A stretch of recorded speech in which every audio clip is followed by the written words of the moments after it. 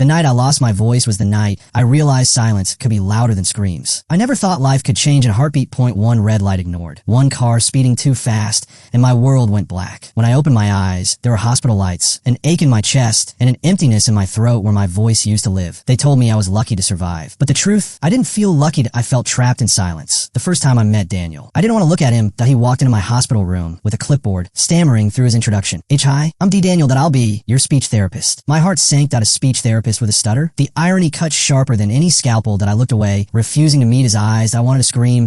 Asterisk, I don't need help from someone who can't even fix himself. Asterisk, but my voice wasn't there. All I had was silence. And he didn't fill it. He just stood there, waiting, patient in a way that made me uneasy. The first sessions were brutal. He handed me flashcards, exercises, tried to teach me how to hum, how to breathe, how to let sound crawl back into existence. But I gave him nothing. When he stammered, I felt irritation burn through me. When he smiled, I turned away. When he said, "Why you're doing G great," I wanted to throw the card across the room. That I didn't want his encouragement.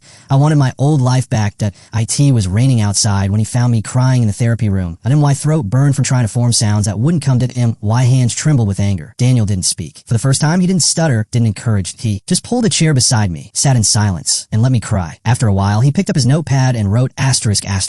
It's okay that we don't need words to understand pain. For the first time since the accident, I looked at him, really looked, and what I saw wasn't pity. It was recognition. Days turned into weeks, and our silence became something else. Comfortable, safe. Daniel would bring his coffee and sit across from me, sometimes scribbling silly doodles on paper to make me smile. Sometimes he read aloud, his voice shaky but determined, as if teaching me courage through his own imperfections. That I began answering in gestures, small nods, a smile, a tear. We had conversations without sound, and in that silence, something fragile began to bloom. Point one evening, when the hospital was quiet, Daniel told me about his childhood, how his stutter made him invisible, how teachers gave up on him, how kids mocked him, how can YU make friends, he asked softly, when YU can't even say why your own in name. His voice cracked, but he didn't hide it, and for the first time, I reached out and touched his hand, in no words, just silence, steady and certain. That's when I realized we were both broken, but maybe our cracks could fit together. IT happened on a Thursday. After weeks of failure, I whispered the faintest sound, not even a full word, just a note like the ghost of a voice returning. Daniel froze, his eyes widened, his stutter forgotten for a moment. D did it, he whispered, and when I smiled, he did something unexpected. He laughed, loud and free. The sound filled the room like sunlight. Recovery was slow, but during those months, something deeper grew between us. I found myself waiting for our sessions, not because of therapy, but because of him,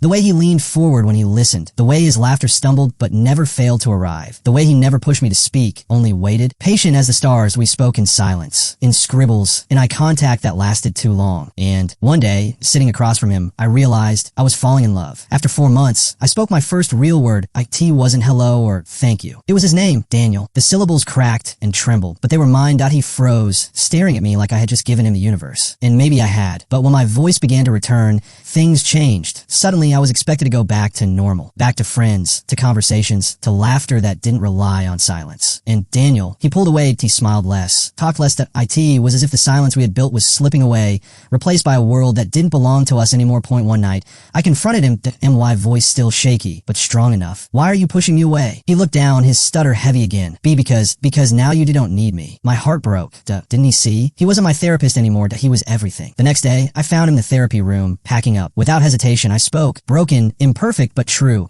I don't love you because you helped me speak. That I love you because you stayed when I had nothing to say. He froze. The clipboard fell from his hands. Tears filled his eyes as he whispered, "Say it again." And I did, over and over, until my voice cracked, until my throat burned, until silence swallowed us once more, together this time. Today, my voice is almost fully healed, but sometimes when the world is too loud, we sit in silence, in no words, no sounds, just the quiet rhythm of two hearts learning to beat together. Because love, I've learned, isn't about perfect speech or flawless voices. It's about the moments between the words, the silence where love is born. And in that silence, we found forever